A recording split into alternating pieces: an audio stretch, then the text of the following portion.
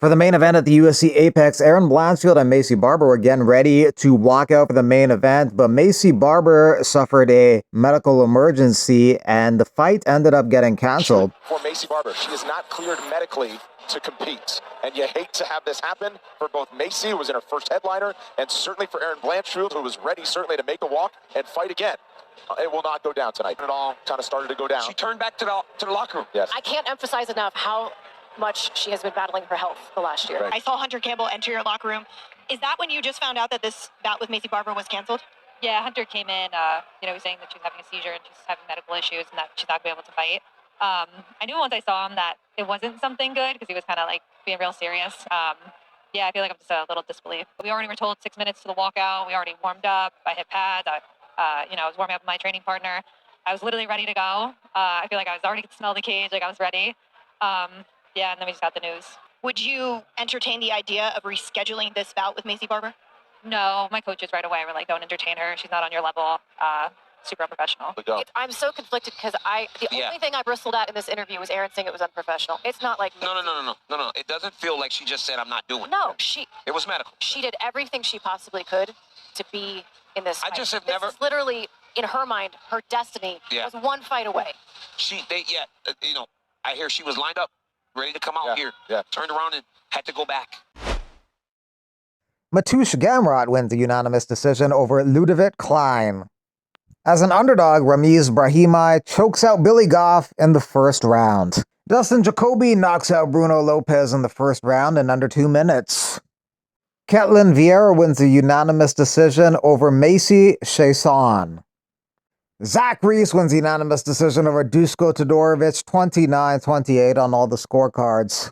Feel like that was the type of performance that you wanted to put out tonight?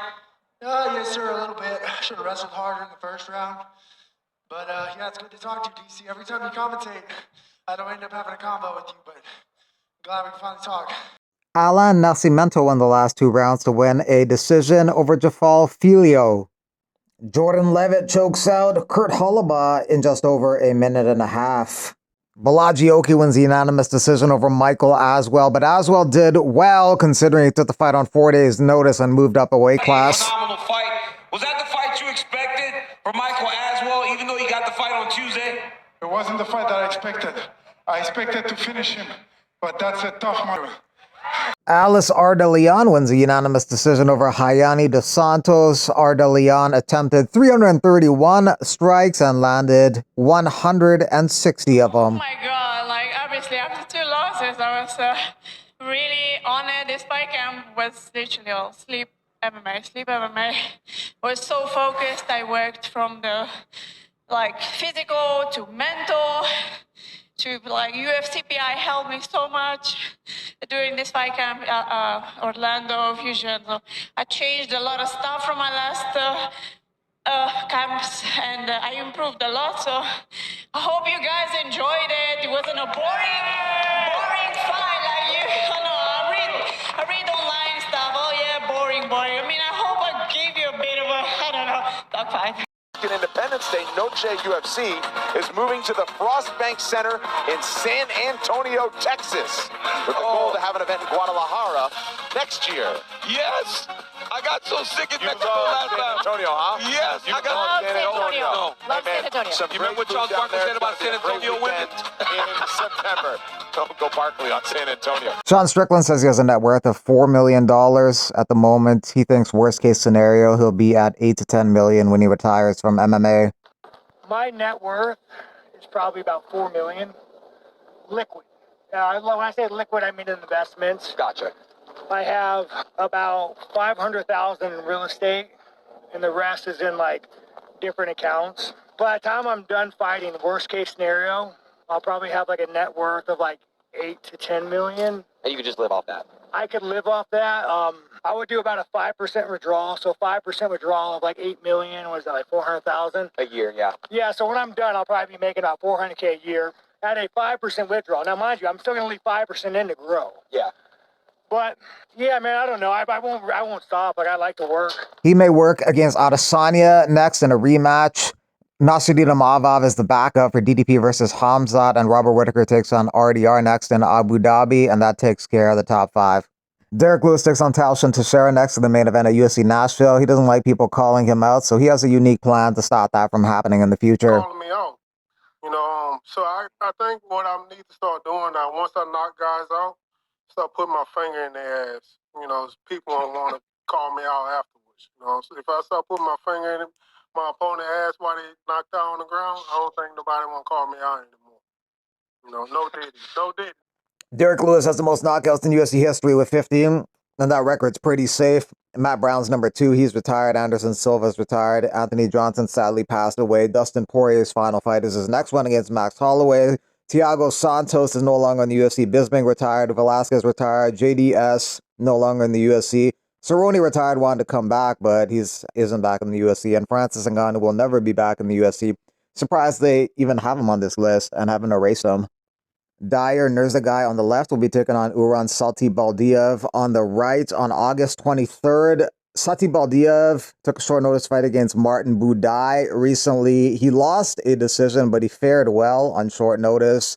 Dyer Nurzagay lost his UFC debut against Brendan Hibero, and he missed weight by 4.5 pounds. He just looked very unmotivated fight week, missed weight by 4.5 pounds, and he did not look like he even tried. And even during the fight, he kind of looked like he didn't give a shit and got Kimura in round 2. Got to go with Satibaldiev in this fight.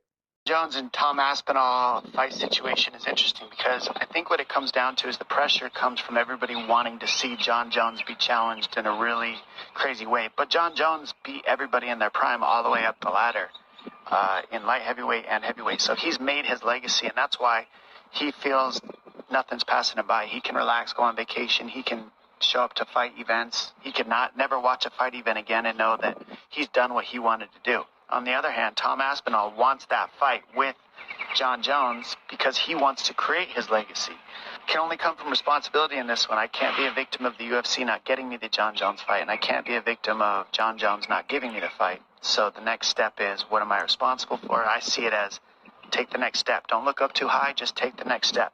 If you beat everybody in the division, knock them out again, and knock them out in such spectacular fashion that they forget about John Jones for a period of time. And something tells me, if I know John Jones, if you make yourself so loud knocking everybody out, John Jones might come out to play. He might come out and prove then that he's better than Tom Aspinall because he wants to. And that's the only way that's going to happen, is John Jones is going to fight when he wants to, because that's his legacy's been made and he's happy with it. And can't control John, can't control the UFC, so let's go, Tom. Just knock everybody out again. Tomorrow morning I have flight. I'm gonna go hotel, sleep, morning wake up. Flight or fight? Flight. No. How much flight? Where you going? Maybe if this guy gonna talk too much, maybe we're gonna fight tonight. Hey, you're gonna back down now, Hey, you never back down. Now we talk. It could be. I never back down, man. I never back down. But you don't want to go to sleep like that. Never back down. Can you be deflated by that? When you look at the odds, you're this huge underdog. Fighters are very mental. We're very sensitive. I myself am very sensitive. So it's one of those things, when you see that the odds are stacked against you, that can get the best of some fighters, but not a fighter like Juliana Pena. She thrives in having that chip on her shoulder. She always has. I've known Juliana Pena for 17 years, and that chip on her shoulder has been so beneficial to her career because she doesn't care if she's supposed to lose. She doesn't care if she's supposed to win. She's always going to believe that the odds are stacked against her. So she really shines in this role. She relishes having the odds makers stacking the odds against her. So she don't care. She can get out there and fight. This for a long time, so we've been eagerly awaiting the arrival of Patchy Mix. Yeah. I've spent a lot of time around Patchy Mix out here in Las Vegas, and he's another guy that kind of has a chip on his shoulder. He has been just wanting this opportunity to show that he is the best bantamweight in the world. And like you said, he's got the length, he's got the frame, he's got the size, and it's the grappling. I try to steer away from comparing fighters to other fighters, but I can't help but to compare him to Aljamain Sterling. It's the closest thing. It's the only thing. He's got so many of the same attributes that Aljamain had, and we saw the dominance that he had over the bantamweight division. And I believe Patchy Mix has the style, the frame, and the skills to be a force in this division. He's just a little more mean than Aljo was. Yeah. Good control by legs. Arman Sarukan, and again tries to make pressure on the chin. Excellent chance. Yes. Steps out.